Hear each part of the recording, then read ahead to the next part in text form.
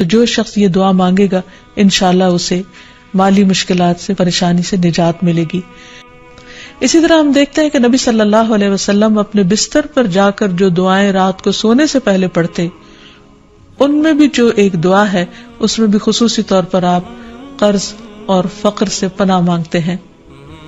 ابو ہریرہ روایت کرتے ہیں کہ رسول اللہ صلی اللہ علیہ وسلم جب بستر پر تشریف لاتے تو کہا کرتے تھے، اللہم رب السماوات والارض ورب کل شیء فالق الحب والنوى ومنزل التوراة والانجیل والقرآن اعوذ بک من شر ذی شر انت آخذ بناصیتہ انت الاول فلیس قبلک شیء وانت الآخر فلیس بعدک شیء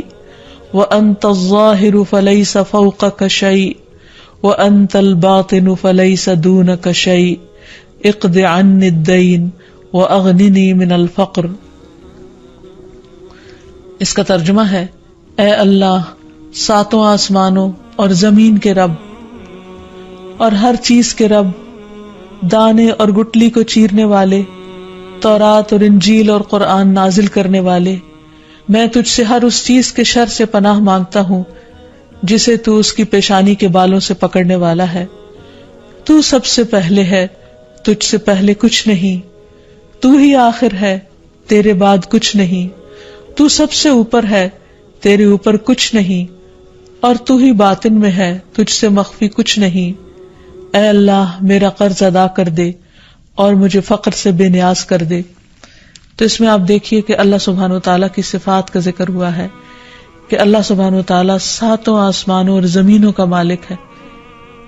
اور آپ دیکھیے کہ زمین کے ایک چھوٹے سے ٹکڑے میں بھی کتنی خیر و برکت ہوتی ہے، کتنی بھلائی ہوتی۔ کہاں یہ کہ وہ پوری زمین کا مالک، اور صرف اس زمین کا نہیں ہے، باقی زمینوں کا بھی مالک، تمام ستاروں سیاروں کا مالک، سارے آسمانوں اور جو کچھ ان کے اندر ہے ان سب کا مالک۔ اور پھر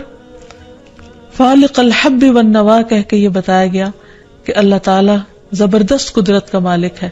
وہ زمین کے اندھیروں میں بیج اور گٹلی کو پھاڑتا ہے اور اس سے بہترین پودے نکالتا ہے جس میں انسان کے رزق کا سامان ہے، پھر زمین سے بھی کچھ رزق نکلتا ہے اور آسمان سے بھی اترتا ہے، پھر تورات انجیل اور قرآن روحانی رزق ہیں، ان کا ذکر کیا گیا۔ ان تمام چیزوں کا ذکر کر کے اللہ تعالیٰ کی صفات بیان کر کے پھر ہر چیز کے شر سے پناہ مانگی گئی جس کا کنٹرول اللہ کے ہاتھ میں ہے، اور پھر اللہ تعالیٰ کے کچھ ناموں اور صفات کا ذکر کیا گیا کہ اللہ تو سب سے اول ہے اور تو ہی سب سے آخر ہے، نہ کوئی تجھ سے پہلے ہے اور نہ کوئی تجھ سے بعد، یعنی سب چیزیں تیرے ہی کنٹرول میں ہیں، تو ہی ہر ایک کا مالک ہے اور تیرے اوپر کوئی بھی نہیں ہے، اور تو ہی ظاہر ہے اور تو ہی باطن ہے، اور تجھ سے کچھ بھی چھپا ہوا نہیں۔